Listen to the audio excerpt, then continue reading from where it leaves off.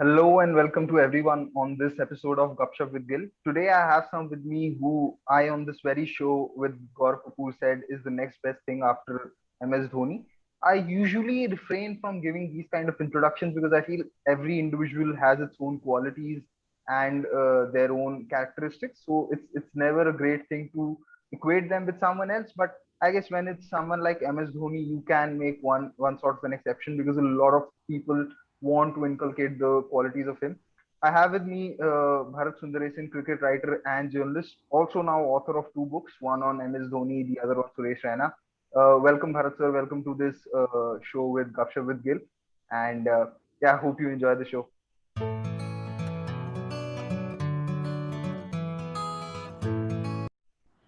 Thank you so much. And just on that little introduction, the next best to MS Dhoni, I don't know what that means because I think I'm better than MS Dhoni. I don't want to be the next best MS Dhoni when I can be the best Bharat Sundaresan. And I think after 36 years, I might have found the best Bharat Sundaresan. So I'm very happy being Bharat Sundaresan. But thank you so much for having me. One thing I want to add on this is you were definitely ahead of your time and ahead of everyone's time in terms of sporting this haircut because people remember someone like MS Dhoni having that long haircut, but you had it before. I've read your stories where people really used to sort of judge you for your hair and sort of think that you're probably not the kind of person who their kids should be hanging out, not the conventional kind.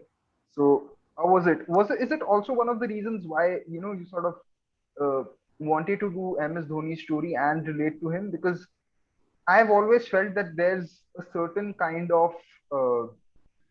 a certain kind of restriction or there's a certain kind of apprehension that we have as a society where we are not able to accept unorthodox cricketers or personalities very easily. We are so fixed in our ways, and I've seen that with quite a lot of people. It started with MS Dhoni. Virat Kohli also had a similar criticism during his first 3 or 4 years that he has too many tattoos. You look at Hardik Pandya. He went through quite a lot of similar criticism. Rishabh Pant. So, do you think that we are past that phase, or do you think that we still have some way to go where we need to be much more accepting of people who are unorthodox? I think India as a society, we are halfway there. We have become definitely more accepting of people who are different.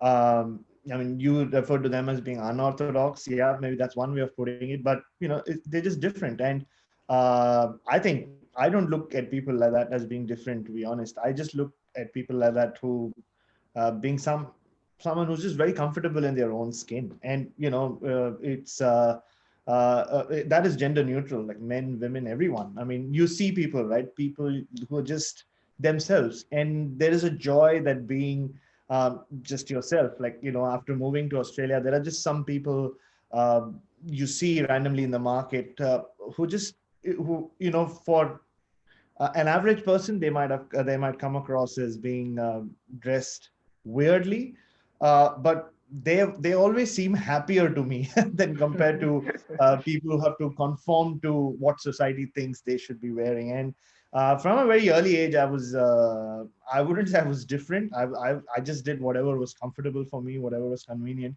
uh, and you're right. I did start growing my hair long before this MS Dhoni and Ishant Sharma started playing international cricket. And the statistics to prove it. Like, I asked Dhoni's friend when I wrote the book, which year did he grow his hair? And clearly, I started in 2001. I think he started 2002 or three, or but the hair, the reason I started that book with the hair, and you spoke about that connection that I have with MS Dhoni. It has a lot to do with hair because he had a lot to say about my hair in the years leading up to the book. But even before that, he would always have comments to make. At times, he would make fun of me. At times, would have pieces of advice. I remember once, and I think I put it in the book. In England, I was covering the Champions Trophy. So after months of him asking me to cut my hair, he said that he said why was asking me to do that. He said that मैं नहीं बोल रहा हूँ तुझे पूरा काट ले, एक trim कर ले, same length, less weight. And that's the day I realized, oh, so he has like some practical advice hidden behind all these tana he's been giving me over my hair. But yeah, I mean, you're right. Hardik Pandya, Rishabh Pant, just because they're not Sachin Tendulkar in the sense, or a Rahul Dravid in the sense, like what people expect their role models to be. They just get painted with that brush of being unorthodox or whatever. Style bhai is one thing that is a term that gets used, thrown around a lot in India, or whatever it is. Like, people just assume that they're doing that to get noticed. Some, I guess, do it, but in most cases, sorry, that's the dog. But in most cases, it's just people being themselves. And like I said earlier, those people tend to sleep better at night. I certainly do. Yeah, I completely agree, because there's also this certain kind of confidence that that such people carry, which also rubs onto you in a great way. I certainly enjoy it because it tells you so much about what are the things that actually matter, and what are the things which you should actually care about. So you're particularly right about this. Now I know any conversation with you sort of leads to either Patrick Patterson or MS Dhoni, the book, or the GABA, or rather the recently concluded Australia tour. We'll get there, but before that, I am very interested and intrigued to know about how has been your journey from studying in ACJ in Tamil Nadu, then working at the Indian Express desk for 10 years. So it's almost like people sometimes forget that before you did that story, you were a cricket journalist and writer for 10 years before that. So how was that journey, and how much do you think has it shaped you to become the writer or the author that you are today? No, thank you for asking me that. You're right. I mean, a lot of conversation around me does go back to Patrick Patterson for good reason, or the Dhoni book, or now in the last 6 months, it's been this Australia India series. But yeah, I mean, I'll start off by saying, if you really put a gun to my head and ask me what's the best story you've ever written, I might not even say it's the Patrick Patterson one. Yes, I mean, it means a lot more to me because of the relationship it allowed me to form with someone who needed someone like me to come into their lives, I guess, to give them hope. And I mean, it all happened randomly. I mean, that's how the universe works, I guess. But just in pure, like, in terms of what stories I enjoyed writing, or like, what is your best story, Bharat? I think a lot of them came before that, or there are some that I've written post that. And it hasn't always involved finding someone who nobody else knew where he was, or nor have there been ones that have gone viral, which is the world we live in. This is the viral era of the world. And that's the case with most journalists. Or that's the case with most people. Like, there are so many musicians, performers out there to get, like, renowned for one song, one album, but like, and then they become superstars. But there are a lot of songs, there are a lot of gigs that they've performed, or like, much before that, like you said. So yeah, my journey, yeah, I've spoken about this in other podcasts. Like, I'm a journalist by chance. Like, I did not grow up wanting to be a journalist. I didn't even know it's a profession that anyone can pursue. I was in Bombay. I am from Bombay, born and brought up in Ghatkopar.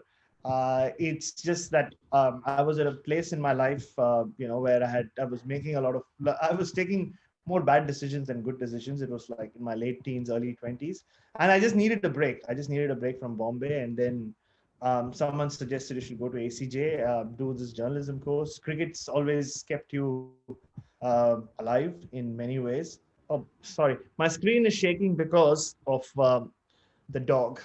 I have to apologize. Look, so we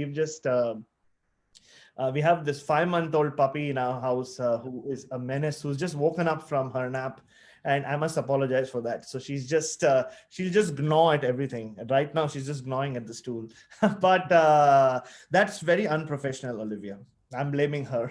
So, so it all happened by chance. I went there. I met my now wife. in ACJ. I still think that's the best thing that happened to me at ACJ, not the fact that I got a job with the Indian Express. And I'm not just saying that, I really mean it. But it was, yeah, it was interesting. Like I got job offers from quite a few media organizations, at least the written press, like Hindustan Times and Hindu and Times of India, and the Indian Express. But I just picked the Indian Express. I don't even know why. I mean, I just like the guy who came in and interviewed us. Times of India came there with like this motley crew. A lot of people came with the team. Indian Express sent one guy, Unni Rajan Shankar, who's like I think a deputy editor or executive editor of the newspaper now. And I just liked him. He was just so laid back and cool. I said, you know what, I want to join the Indian Express. And truly, like I wasn't one of those people who knew a lot about this newspaper is this way, that newspaper writes like, you know, journalism of courage. Honestly, man, I was just looking for a break. I just needed to do something with my life. Took a chance. It paid off, and yeah, I mean, I got a wonderful boss at the Indian Express called Sandeep Dwivedi, who was again, it's everything just fell into place. To be very honest, Gurki, like you know, Sandeep Dwivedi, who's now the national sports editor of the Indian Express, based out of Delhi. But he was the Bombay sports editor when I joined, so I got to work under someone who everyone in India considers the best sports editor around, or one of the best sports editor of all time. It just helped. Like we formed that personal bond, and like a lot of journalists, I covered a lot of sports journalists, a lot of sport, like, you know, in my early days. I remember my first assignment was chess, and I knew very little about chess. It was really far away, and I really did not know what to do. Like, you know, you go to journalism school, and this is why I always believe that journalism is not something you can learn. It's just learn in college, sitting in a classroom, when you're just randomly asked to do some, you know, try to pretend to be a journalist. It's really, you learn it on the job, like whatever you do, whether it's TV journalism or print journalism, because the real world is very different to that closed college atmosphere. Like, yeah, chess was my first assignment. I did a lot of basketball, and you know, this whole thing of writing about people, you know, where like, you know, everybody talks about Patrick Patterson, but writing about someone whose life slightly got impacted because of something I wrote happened very early on in my life, and I really enjoyed that feeling. I remember writing about this basketball referee in Bombay, and you know, I remember it was an interesting enough story. I wrote about him. And a week later, he called me and he said that, like, you know, we had like this complete family breakdown a few years ago.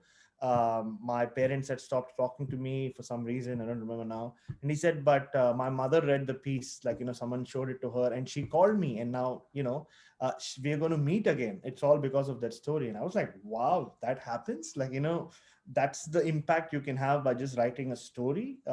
And it told a lot to me. Like, you know, maybe that kind of shaped me into being the kind of journalist that I have become since. This is all in 2008. And yeah, I mean, but I did get lucky again. You know, we had a couple of people leaving the Indian Express, couple of seniorish reporters, which meant they needed someone to cover cricket. And this is still like 5 months for me into the job. And back then, very few people would get to do international cricket that early in their careers, because there was a proper hierarchy. You would do school cricket, you would do club cricket, and then domestic cricket after 2-3 years, and then eventually you would get to do international cricket. I'm sure you've heard a lot of that from a lot of journalists. But like I said, once I decided to just change my life around, things just started happening very quickly. So like I said, 10 months in ACJ, then I get this job at the Indian Express. I'm doing basketball, football, and all that. I do remember one incident, though, just before I got to cover that first international match. It was in Bangalore, India versus England ODI. This is just before the terrible terror attacks in Bombay, when they came for the full tour. Let I just want to guess if this is the same series. If it's the 2008 series, this was a rain-affected game, right? 22 overs. It is. It was. Yeah, Yes. I Right. wanted to flaunt my memory actually. No, you're absolutely right. And I don't know if I ever write a book about my own story, I'll put like a very interesting thing happened while I was waiting at that rain break. But that's a very personal story. Maybe I don't know whether my wife would want me to say that in public yet. Yeah. So, but it was, yeah. I mean, I was there. I met all these journalists, and even there, I was. I looked out of place. I mean, not in for my own self, but I remember the way everyone looked at me, like, who's this random long-haired guy? And I've always had this air of like, yeah, whatever, like, I mean, I'm just myself. Like, I dress the way I want to, like I said earlier. And I remember like getting a lot of interesting glances from people who eventually became my friends, like, senior journalists in the press box. And like it was a rain affected game. I think they played only 20 overs. I just remember Yusuf Pathan hitting the last ball of the innings for 6. And then England couldn't get anywhere near the total. But yeah, just before that, like Australia came to India, if you remember, when Ganguly retired and all that happened. So my boss was leaving for Hyderabad to cover the warm-up game, but also to attend the open media session. And open media sessions are when I don't think they happen anymore. Now, of course, in the Zoom era, I don't think they'll ever happen. But back then, you'd have all these international cricketers. Whenever a team would tour, they would set up like this room where they would come in groups of 3. And you would have 3 or 4 groups come. They would do they spend some time with the TV media and then some time with the print media.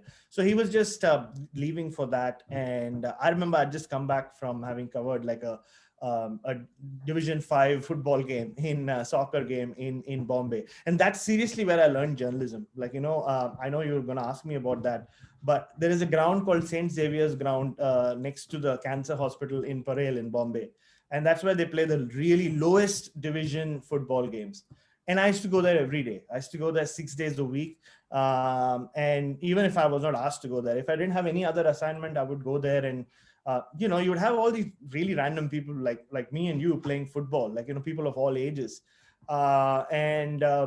You just speak to them. You just like find out like, who's who and why they're called, why do they have such an interesting team name. And that's how you learn journalism. That's how a lot of journalists these days just want to, like, they you hear them. A lot of people ask me, I also want to go cover test cricket like you. But I said, yeah, that happens, but you need to learn journalism from the ground up. I mean, there's no hard and fast rule. So many people are just coming randomly from without that into the press box. And I respect that. But you just learn more journalism or basic journalism when you do that, when you just put yourself out there. And this is something I tell a lot of my younger colleagues in Cricbuzz.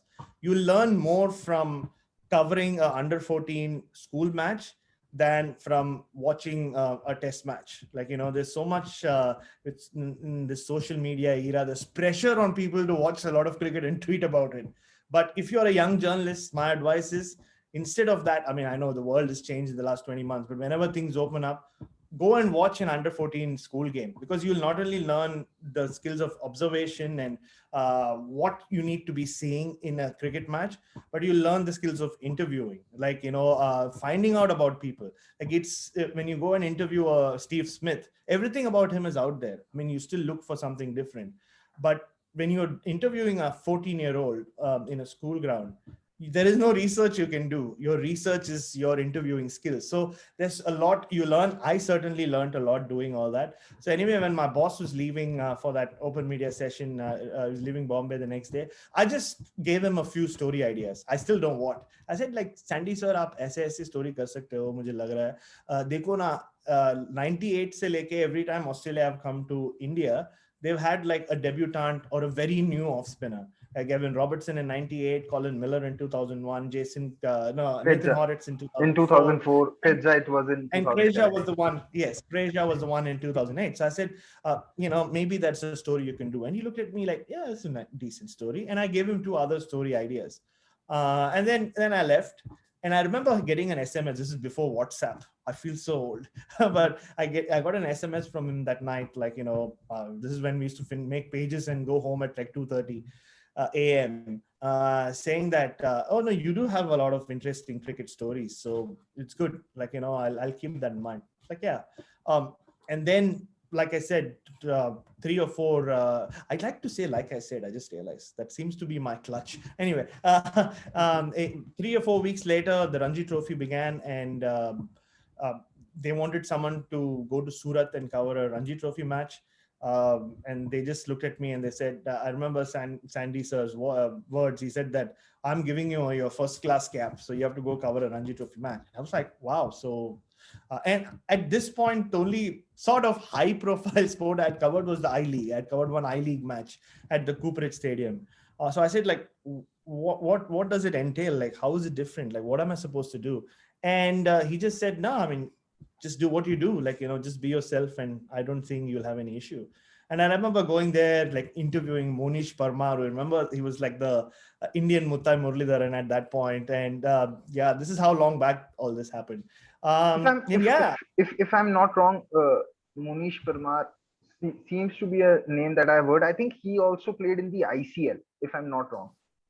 I know, maybe not, because he was in the IPL for the first couple of years, and then he just faded away. I mean, he was known for having a Muralidharan action. This seriously was his claim to fame.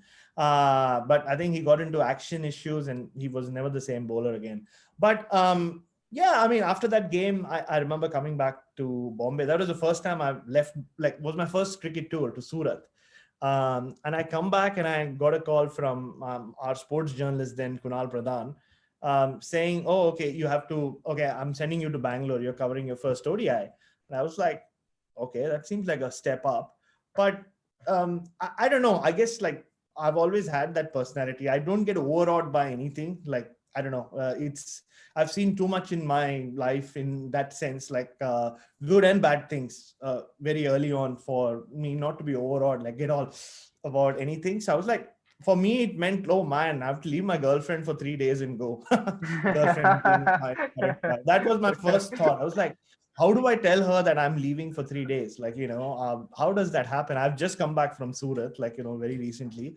And that used to be my first thought every time I was told you have a tour. Like, I have seen a lot of journalists get like extremely,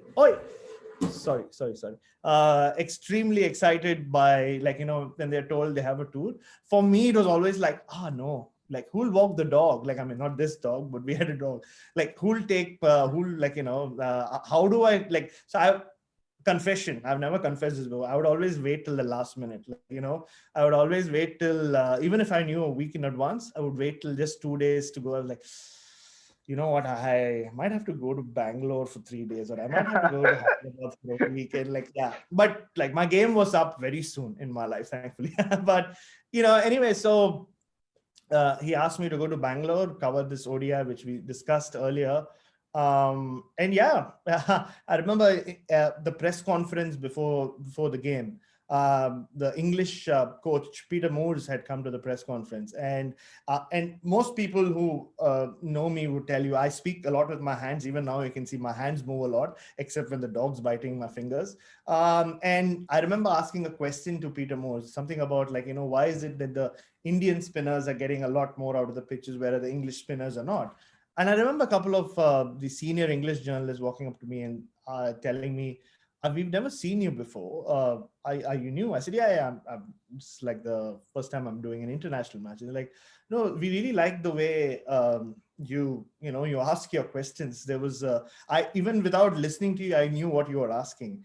And in later years, it became like an issue for me, because MS Dhoni would always make fun of me. He would walk into press conferences, and if he saw me, he would start moving his hands around. And then there were a few press conferences in, like, in the 2012 to 14 period, where some of my co-journalists would have like this deal with him. So every time it was my time to ask a question, they would hold my hands at the back, and I literally could not say anything. I mean, it's a game that's been played with me all my life. So I literally couldn't say anything. And then it was something they had going with Dhoni. So anyway, it was just a great experience, like covering that one day. But look, man, I came back and I continued doing what I was doing. I did a lot of Ranji Trophy, but I did a lot of football and basketball. Like, people always look at journalists who cover test matches and travel around the world. They've kind of gone past some level of something. It's like some graduation of sorts. It really is not. I remember coming back from international tours, and the next day covering junior state football or water polo, and I would love it. Like, and I would love being told, wait, you're covering some a non-cricket story. Like, one of my favorite stories in the last 5 years, trust me, was before the 2016 Olympics. This was Shivani Naik, my ex-colleague's idea, but I did it. She asked me to do it. Was the attire that the Indian female athletes were going to wear in the Olympics opening ceremony, because they were wearing a blazer over their sari. So I spoke to a lot of them, from Jwala Gutta to a lot of, everyone, like, all the top female athletes who were going to the Olympics, just about this fashion story. Like, how does it feel wearing a blouse over your sari? Sounds silly for a serious sports newspaper, you think, but I enjoyed doing that story, and it got rave reviews. So it's journalism, like life. It's, you always keep learning, but you need to keep telling yourself that I need to learn. Like all this talk of, like, oh, he's the number one writer, or she is, like, the best reporter. To me, it doesn't make any sense. Like, you are I mean, the cliche goes that you are as good as your last story, or as your last innings. And it's true in our profession, right? Like, we don't work on, like, it's not like I write a story and suddenly the newspaper sales go up. Some journalists will tell you that, don't believe them. Like, that doesn't happen.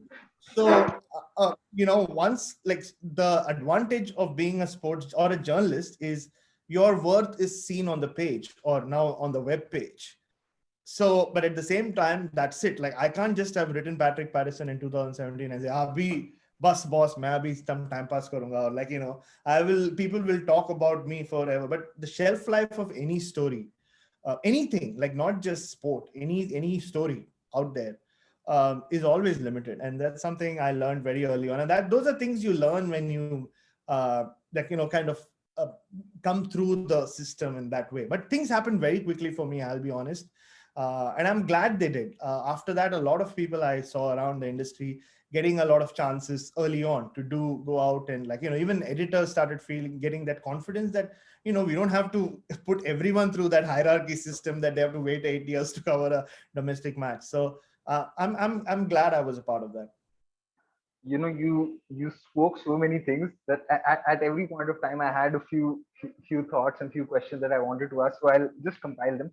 So the one thing, what you said about ACJ was the best thing, that you met your wife there. This is something which even Harsha Bhogle says about going to IMA. He says that, my father thinks that, going to IMA was the best thing, and but I feel that that I met my wife was the best thing. So this brings me to something which I want to ask, and I'll come to it. The other was, like you said, you want to be the best Bharat Sundaresan, and you were ahead of the times in terms of the hairstyle. You were probably ahead of the times in delaying the things till the last moment as well, where you said that you would delay it for your girlfriend. So this brings me to something. We keep talking about how family and partners can be very important for cricketers and and sports persons who travel around the world, because they tours for a for a long period of time. But I'm sure it's important for the people who cover the game as well, because emotional support and system remains the same for every individual, regardless of how big or small you might be in stature. So, I want to know from you how important it is from a journalist point of view when you're traveling, because when you go overseas, say, and even more so in today's times, because even journalists have to stay in a bubble. So, how big of a factor is that for journalists itself? Oh, I'm so glad you asked that question. Like, very few people do, because it is, in my book, the most important thing. I always start, whenever people say, oh, like, can you come speak to some young journalist or anything, anyone I speak to, I say, the most important thing is, don't make your work your identity, whoever you are, whatever you do in life, but especially in cricket journalism, especially if you're in India, because cricket journalism does give you that extra bit of fame and glamour and attention, and, like, people know you a lot more than people might know your colleagues. Like, even the best in the best who cover non-cricket, like, will not get to tour as much as you do, will not get to get the attention. Their stories might not get the attention that yours might do. And I've always compared, like, 10 and a half years I worked for a newspaper. I always used to tell people, the person who writes about potholes is 10,000 times more important than I am, because he or she writes about the pothole gets fixed, fewer accidents happen, fewer people get injured, fewer people die. I write about Virat Kohli's 100. I mean, I write about other things as well, but it's maybe an unfair comparison. Maybe I'm being unfair on myself and cricket journalists, but you always have to keep that in mind. And it's so important to have a partner who helps you in that regard, wherein two things. A, the touring part I will come to, but the most important element for me having Isha at home is, it doesn't matter like whether I've had a good day at work or a bad day at work. Of course, I can come and share it with her. But like, she's not much of a cricket fan. Like, she's an okay cricket fan. She doesn't, I mean, she barely watches cricket. I mean, this India-Australia series is the first time she really developed this love for test cricket. I was shocked. I took her, she always comes with me to Melbourne because that's her Christmas break for the Boxing Day test. She was at the ground. She watched some of that some of the Boxing Day test. She loved it. She came back home. She watched the Sydney test on TV. She watched the Gabba test on TV, and I was like, wow, my life's about to change. I've known this woman for 13 years. And I always used to, I mean, there have been times when I used to joke about how I watch cricket at home the way some others might watch porn, because I would like to turn on the cricket and while my wife's cooking in the kitchen or doing whatever. And the moment she would walk in, I would change the channel and say, no, I'm not watching it. It felt like I was doing something illegal. Because I'm saying it's also that you're also like, okay, now I have one more person who's going to judge me, and because she's also from a journalist background, she'll also be now I'll have one more critic who probably knows even more than other critics, and she's gonna be in my ear all the time. Absolutely right. But then, like, the India-England series started, like the one at home, and she used to ask me, when is the first test and all that. She watched half a session with me, and she was like, yeah, maybe not. Yeah. And she just turned her back and she went back to being her old self. She's lost interest in cricket again, which has always been helpful to me. I'll give you an example. Was it 2 years ago? 2 summers ago, I interviewed Justin Langer here in Adelaide, right? I thought it was a great interview. I was very happy with it. So I come home and I'm like, oh, Isha, I like Justin Langer gave me this great interview. I'm not even sure whether she knows who Justin Langer is, but I said, Justin Langer gave me a great interview. She's like, yeah, that's fine. I've just come back from work. We have those people coming. Can you just vacuum the place? And, it might be silly, but it's a great reality check that, work is work, man. Everybody has to do a job, or most people have to. But that can't be you, right? Your identity has to be you. And I really mean it when I talk about being the best Bharat Sundaresan. I get very awkward when people say, oh, you are the guy who found Patrick Paris. You are the guy. I remember this guy once called me and he said, oh, you are Chris Gale's friend or something like that. I'm like, no, I'm just Bharat, man. That's I think I bring a lot more to the table than just what I write or who I know or who I interact with. I mean, those are just peripheral things for me.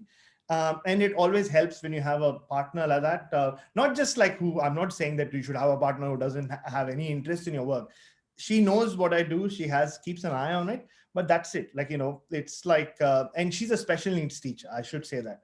So what she does for a living, that job satisfaction, I don't think I can ever have.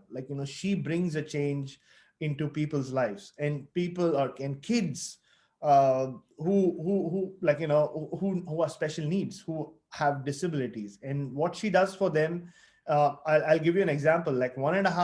One day she came up to me and she said, after 1.5 years of us trying at school, one of my kids just had a sip of water from his own bottle, and she was so happy about it.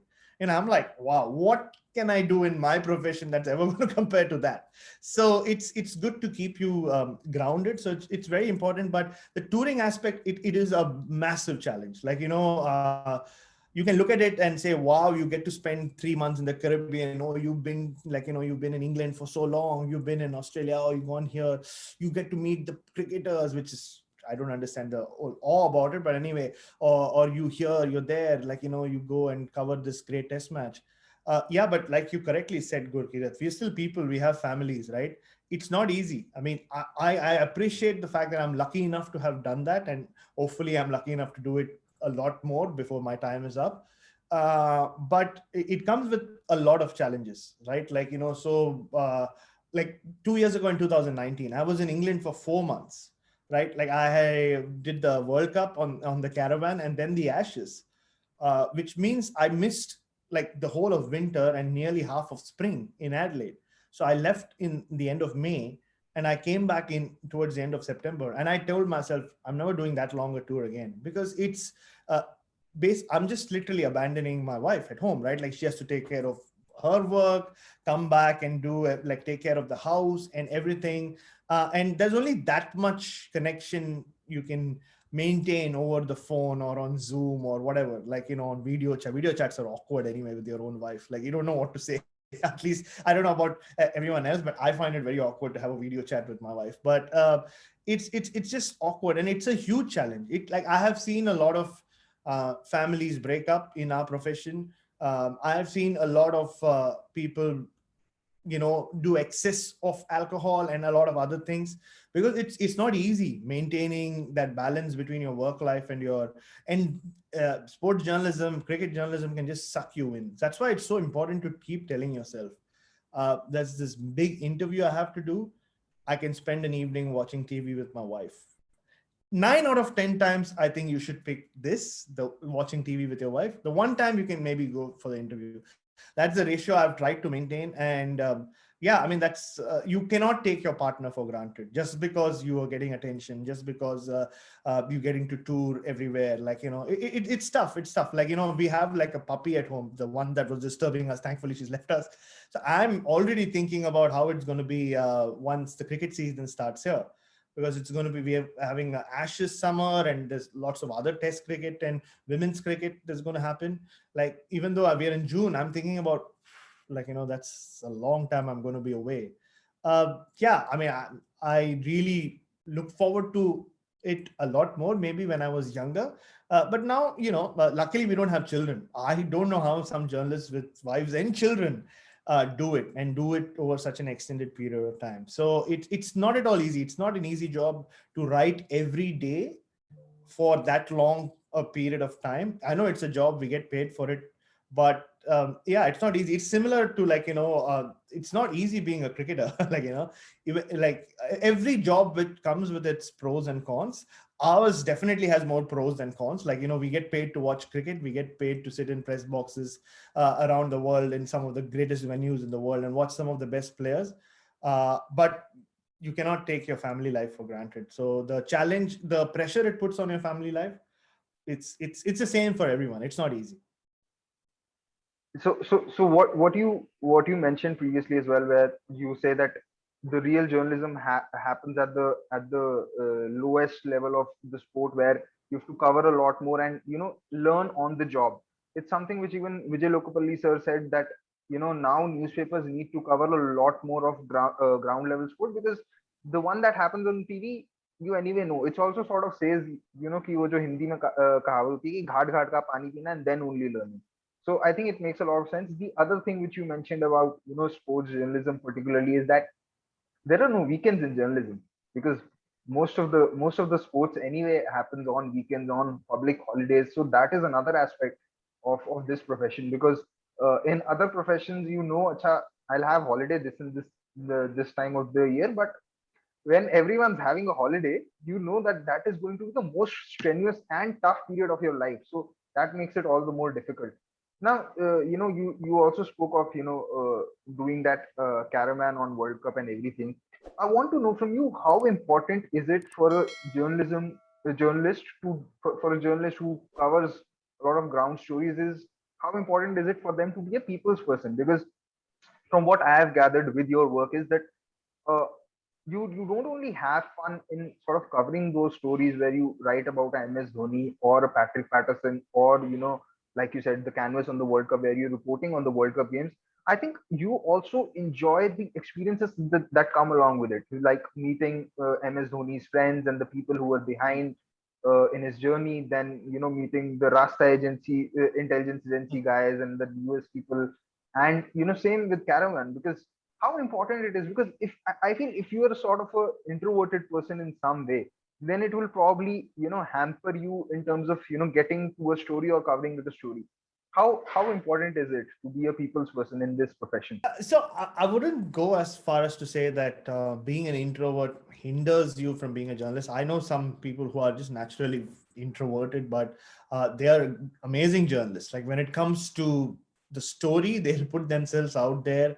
They'll be like no, and they'll have no issues talking with people, whoever they or the subject for hours, or like digging deep and investigating, or going around finding stories. But help being a people's person helps. Like I'm naturally that, like people around me have always had a problem with that because I'll speak to anyone, anything that moves. I say I'll speak to. So and I've got a lot of interesting stories through that. Like I don't discriminate between gender, age, race, ethnicity, nothing. If you look at me and just smile, I'll talk to you. I mean, like the number of people I speak to while walking the dog, like here in Adelaide, all these tiny houses here.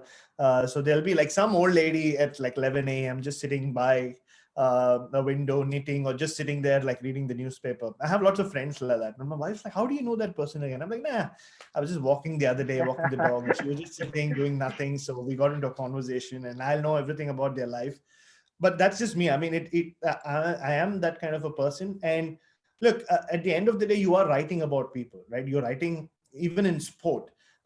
You're describing someone's technique. You're describing someone's skills, but there's still people who have those skills. It's still people who are using that technique. It's still people who are performing. So whenever I try to write, even if it's a highly technical copy, I try to still write it in a way where anyone can relate to it, right? If I just throw a lot of technical jargon at you, the chances of how much of that is going to stick with you are minimal. I wouldn't say they are none, but like they're limited.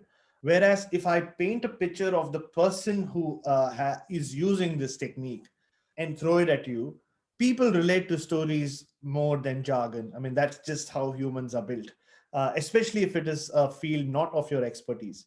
So, and it being a people's person doesn't just help in interacting and finding more about one person, or like finding random stories, but it also helps in how you write and how you connect with people who you don't meet, which is your readers, right? If you are reading my piece, the form, not formula, what I always talk about when people ask me about writing is you form a relationship with the reader. Like if you're writing about technique, or if I'm writing something about the nets, if I write it in a way where I'm telling the reader, look, Gurkirat, Steve Smith does this, Steve Smith does that, Steve Smith does this.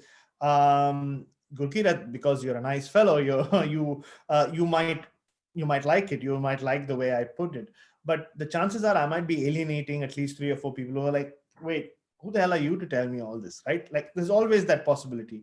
Instead, if you can write it in a way where you're telling the reader, come, hey, Gurkirat, come stand next to me. Yeah, you don't have to necessarily put your arm around them, but just like, Figuratively. yeah, figuratively speaking, just like bring the reader next to you, adjacent to you, and say, look, this is what I'm saying. Perhaps he's doing this because of that. Perhaps he's doing this because it helps him with his balance, or perhaps he's doing this. What do you think? Like, without uttering those very words, you can do that. You can make your reader your friend, which is very, like, your reader is always your best friend. You have to think about it that way when you're a writer, because without him or her, what's the point of you writing, right? It's just like you're writing a self blog. So and how do you befriend that reader is by writing whatever you're writing in a way where they can relate to it.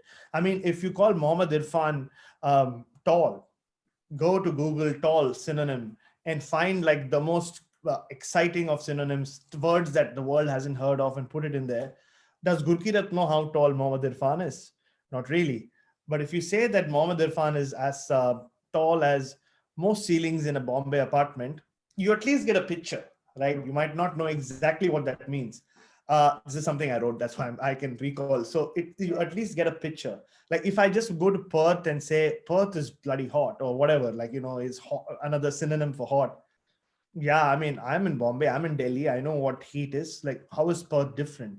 So I came up with this. I remember I came up with this analogy. I said, if you have been, if you've grown up in Bombay, chances are you've gone to a bar at night and you've been there once the main gate is closed. And I'm sure you can relate with this.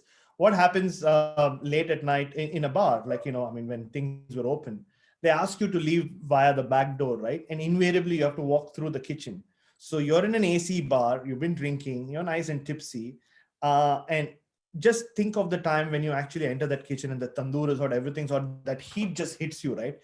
However tipsy you are, you kind of like, for a second, you go all like, yeah, which is exactly what it feels like if you fly from Sydney to Perth. It's a 5.5 hour flight ride. So you're technically closer to India than you are to Sydney in many ways, to mainland eastern coast of Australia. And after 5.5 hours of being dazed, there's the time difference of 2.5 hours as well. You land there and the airport doors open and that heat hits you. And that's what it felt like for me. So again, I just find as many ways as possible to keep the reader with me, like, with the piece. Because whether you write for a newspaper or for a website, there's so much more content on that space. So your reader is not always going to stick with you. It's your responsibility to keep him or her with you. And the best way to do that is to relate to them. Again, going back to what you said, being a people's person, like, thinking of them as people and not just as readers is what is something I have always looked at, and it has worked for me. And I always pass on this advice to people. If it works for them, great. But yeah, I mean, it's about curiosity. I mean, I think I said it earlier. The one virtue you need is curiosity. You need to be curious to be a journalist. Like, you will never achieve your full potential as a journalist if you're not curious about everything. Like, if you're watching a movie, if you're just walking on the road, like you see something, a journalist, a true journalist, has to get curious about why, what is that, who is that, why are they saying this, like, why do Australians say this, like, what does it mean? Ask someone. You never know, it might lead you to a story. Why are Australians so obsessed with coffee? If you don't ask, you won't know. To speak to people. So it does help. It does help, and it also helps when you're a people's person. For someone like me who pushes deadlines, who's always the last to leave the press box. So every security guard at the Wankhede Stadium knew me dearly. Some feared me, but most liked me because they feared me because अरे ये साहब आ गया, अभी तो late होगा, हमें रात को ये जाएंगे ही नहीं. So that's what they would say. हम 2 बजे तक घर नहीं पहुंचेंगे. There was some security guards. But what I started doing was, anyway, I'm going to spend, like, I was late to last to leave, and they would hang around. So I would start asking them about their life story. I remember one guy said, "Saab, ye karne ke baad main like personal training karta hu, gym ka training karta hu, ye karta hu, wo karta hu." So by the end of it, I knew all their life stories. So and they would always give me that leeway. ठीक है, सब 15 minute आप कर लो, आप लिख लो, जल्दी 15 minute में आप finish कर दो. So though my desk was never happy with me doing this, it helps. It helps being a people's person. And look, you never know who your source can be. Like, you have to develop sources at all levels. I mean, Virat Kohli is not going to be my source. Virat Kohli is not, even if he's my best friend, he's not. I'm just saying, the chances of him like giving me a story are minimal. So I need to develop contact sources across the system, right? Like at every level. And some of the best reporters I know will tell you the story came from the team bus driver or the security guard outside the BCCI office, because those people, you cultivate them to be curious. Like, ab jara nazar rakhna, like, you're giving them an extra task, and in a good way. You are like, you're that person. You're not befriending them with vested interest. Okay, you are, but you can still be friendly while doing it. So it really, really helps. I mean, it's a huge boon to be a people's person in journalism.